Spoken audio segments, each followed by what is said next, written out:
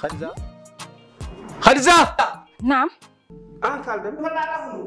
Ba min mi yahan ko boni de. Ko andinti mi yahani ko boni mo bayinda. Ko woni ko boni so moƴƴi min a wayna kimna jahrande.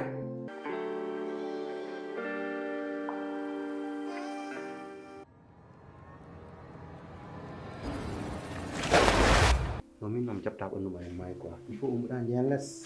Il faut que je me non, il faut que je me laisse. Il faut que je me laisse. Nam ko woni? Ha? Affaire ko yandi nim. Dengala tini. Tinani. O tinani.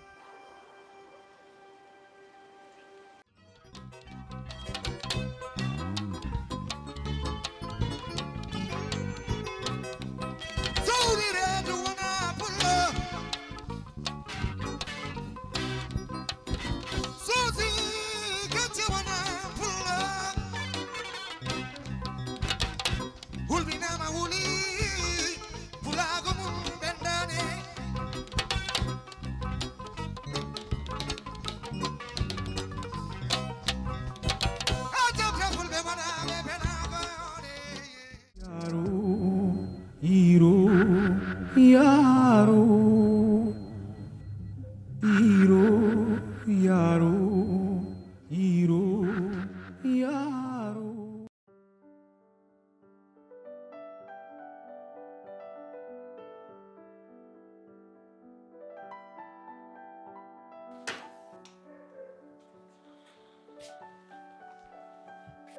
Rugi.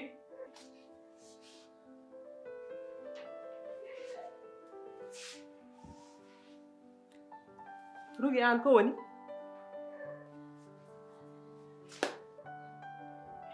Mais Rugi min mi wona gagnoma. Rugi, je ne suis pas ton ennemi. An nyande no kala mi de téléphone nanda dum ha joni a nyamata a yarata. A haldata hay goto adan uddi nder suudu tan.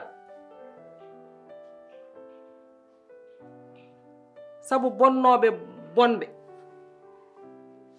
Rugi an ko mankire da? Hol ko mankire da? Rugi meren fawma e dans les bonnes conditions. Meren yoban ma école uji cherdi janguda ha mbadda réussir. Rugi suuduma les ala ko manki ton. Salo kazalika. Dow kadi mi wiyani ma halani hala dow. Joni an hol ko jidda? Hein?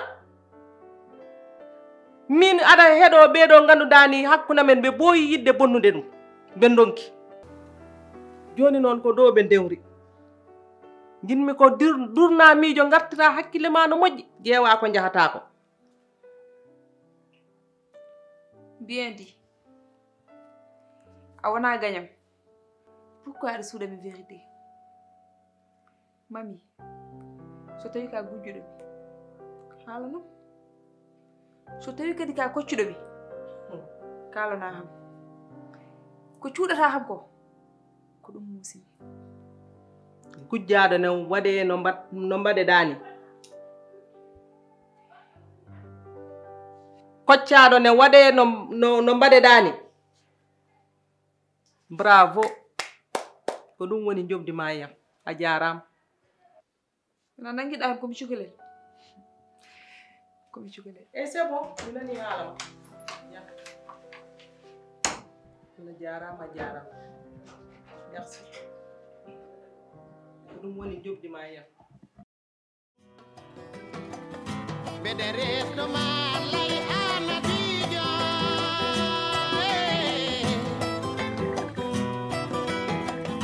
jamayo tinaro ndam jamayo tinaro ndam jamayo tinaro ndam jamayo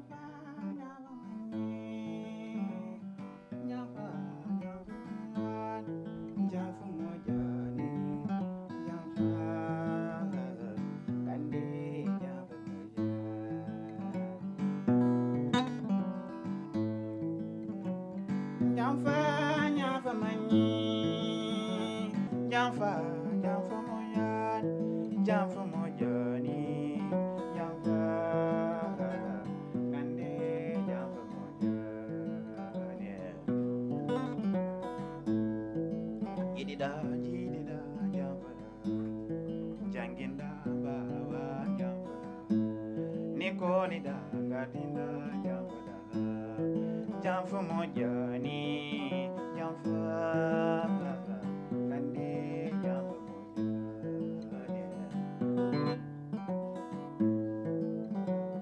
jamfa jamfa mani jamfa jamfu mojani jamfu mojani jamfa kande jamfu aduna heli wali jali so wana mo yeli danyata ko nyami so wana mo yeli danyata dole ndare aduna koy futi foyde gore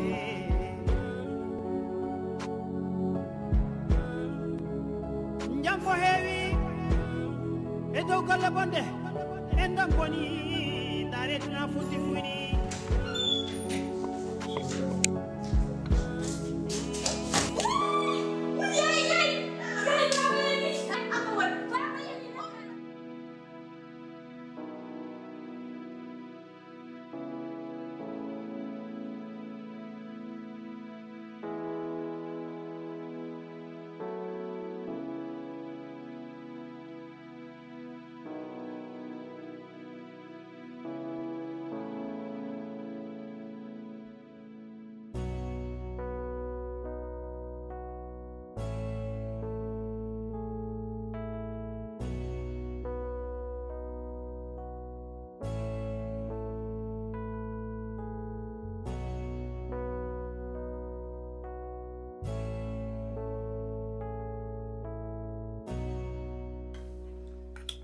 Tako?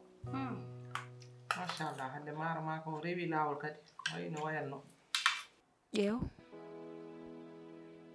omon ñaamba omo yara omon fija omo jala te sow lelimo ɗano te sa ndaari yeeso ngo tan aɗa andi won ko suuɗatami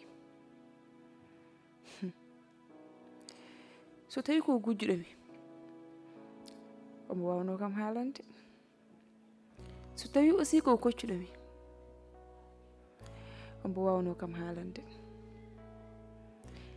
nem so tawi aussi ko baɗɗomi adopté omo wawno kam haalande mbiɗa foti andude vérité o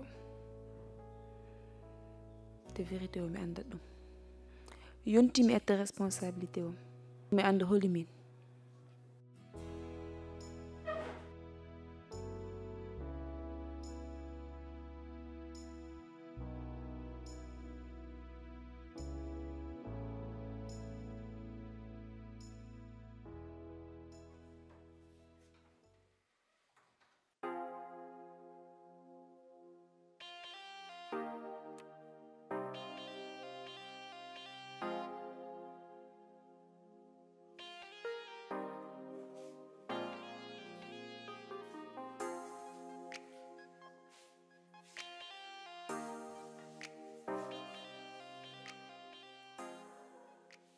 gonga ni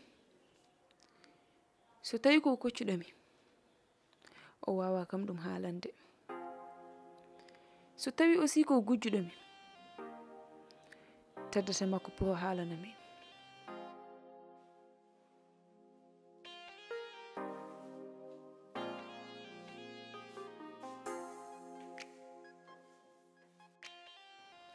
ay ɗum ɗo noon natti wonde mere meƴƴelle il est temps mi anda no ñettetemi to jeeyami e holi min ça suffit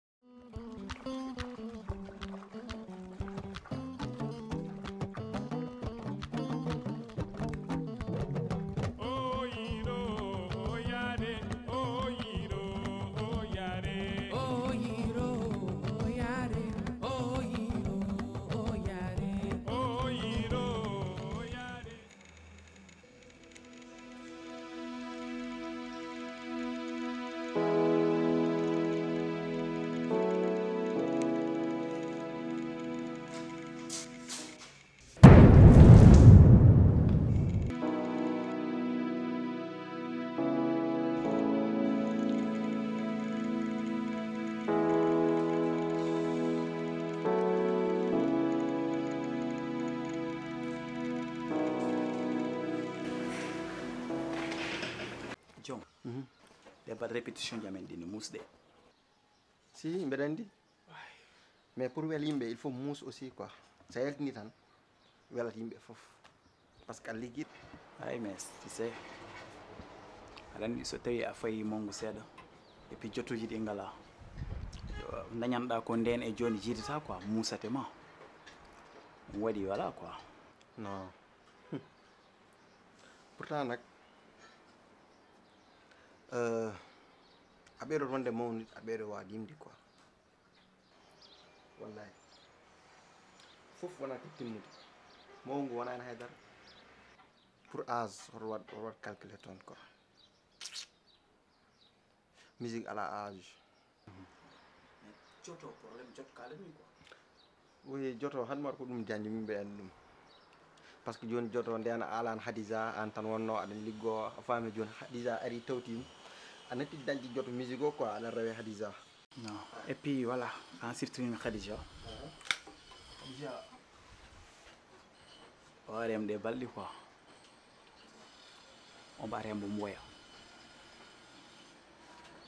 o wi kam bondi ba makko yimba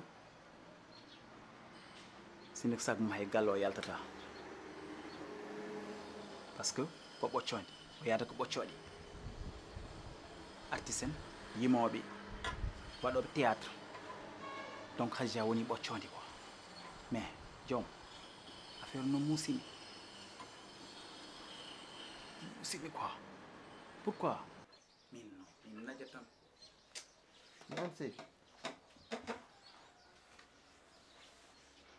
si waɗi jaggiraɗen ɓoccode quoi namima par ce que mbiɗa ƴewtini ha won artiste jimoɓo walla gamoɓo walla minen waɗoɓe peinture walla waɗoɓe théâtre toujours ɓoccode yimɓe bollo puuƴi jagguirte quoi te pourtant kala ko feewi wuuro ngo walla aduna o kamɓe pewni ɗum a vraiment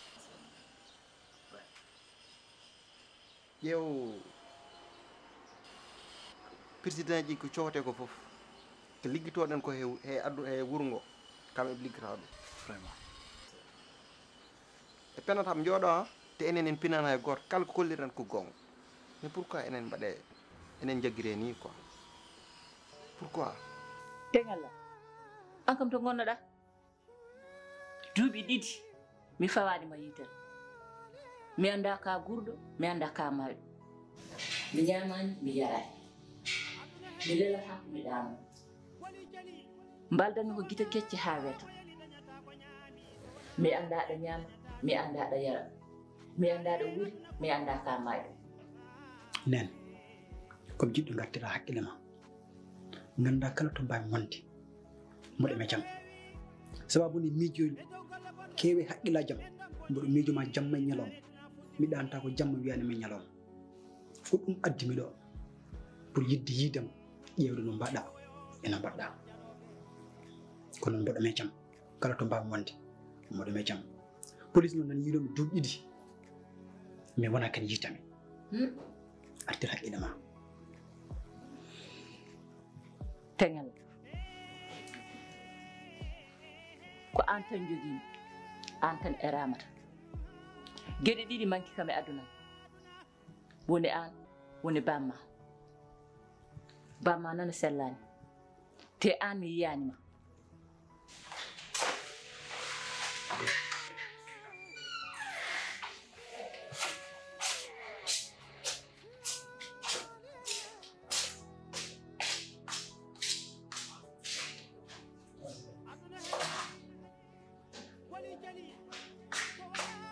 di fo ngala ben hay ga di fo ko hakay ko ma ite wallahi dum jakko ko ma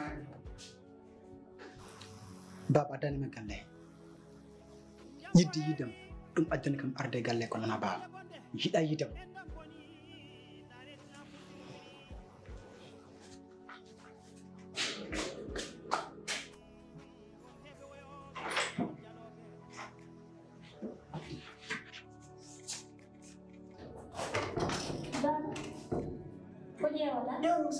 sajade ƴewdo a sajade tan yandetuma ɗum fof mbaɗami mbaɗami nokkuji ko ƴeewa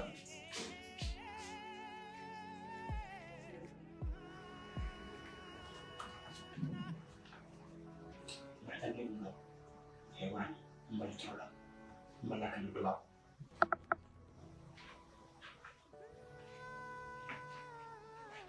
ste goɗɗo jogii e ramata baaba wonno baaba nane leli sellaani cey aduna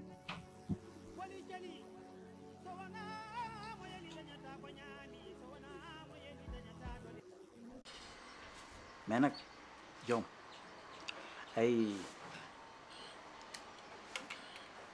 artiste aji naggarani ɗo e ndi ɗo leydi Sénégal bon Afrique walla min kam Sénégal gandi parce que a jibinete jiɗa art gona artiste aɗa tampe art jomumen jaggima variant ka ɓoccode a wona haydara nana ɗum aɗa jodde maɓɓe mais Diom ay laaɗi ɗeɗo jahot yimɓe en ma e majje mais woni ɓeɗo enen ɓeɗo witeɓe ken ɓoccoɗa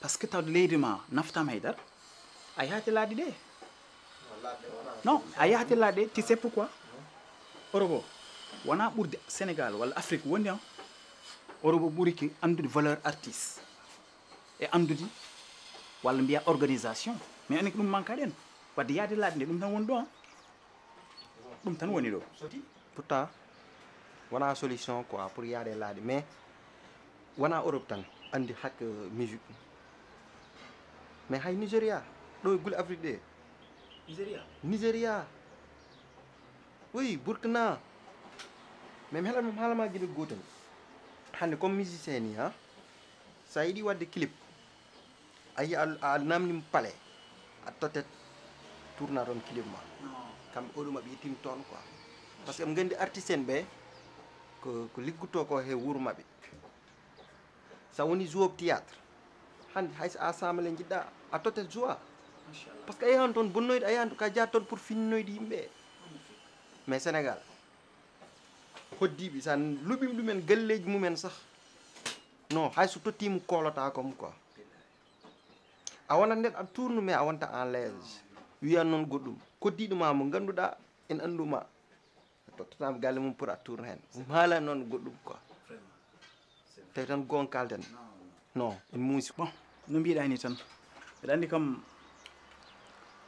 Allah fecci men en jiiɗi ko jiɗɗen ko mbiɗa ko muñen golloɗen eyyi ɗum tan heddi ko leydi ndi noon tawde wawa men yobde mais hatta men jiɗɗen ko enen kam enen jiɗ ɗum dañen mbasen dañci noon waddi mais joom yewtere nde weeli han mi waɗi essayé ruttade gueeƴi par ce que won morceau goto kesmo dañmi pour waɗ ɗum composé comme ça il fallait gueeƴi quoi non c'est bon toujours ensemble merci merci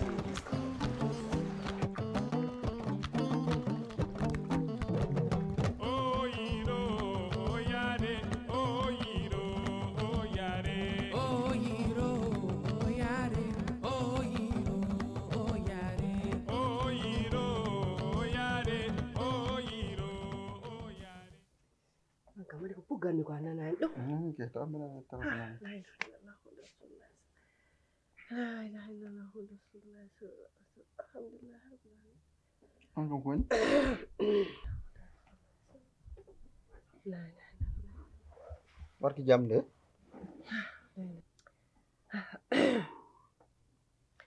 Min mo ni ma. Bernam nan taja tan tello reda. Ko ni yata ko man sil.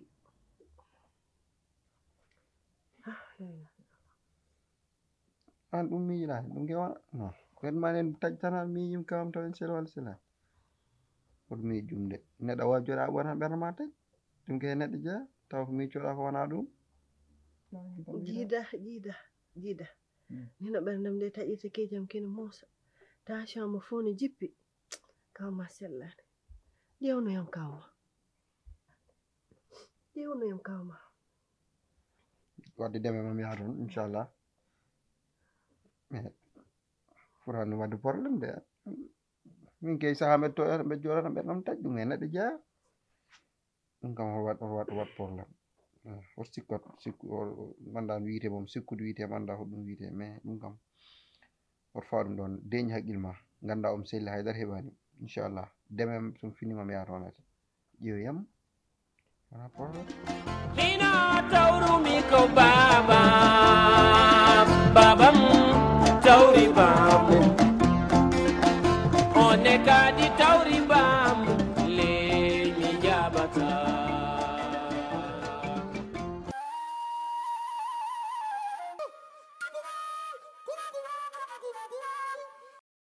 te aduna yewno lappori aade so daggama tan darata oɗo gorko ala fof ko waɗaka e mum gila e leɗɗe gila e safaruji seren ɓe e leɗɗe ala fof ko waɗaka oɗo ɓiɗɗo gorko ko addi tan ha tan nana jooɗi ene hucci ene naji te o ɓiɗɗo gorko min ala mo goyanmi sona o ɓiɗɗo gorko te aduna ne yurmini neɗɗo ne yurmini neɗɗo wallahi neɗɗo ne yurmini est ce que aduna la ilaha illallah muhammad rasulullah sallallahu alaihi wasallam la ilaha illallah min ngoymi ko hooram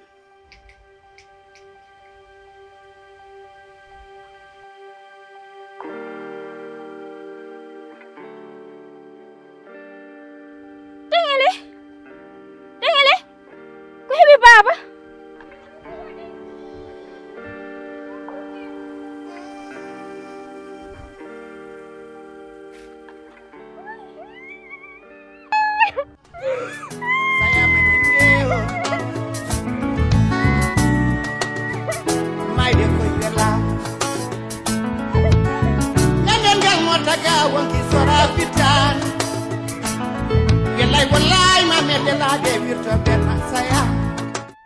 Yiiro Yaaro,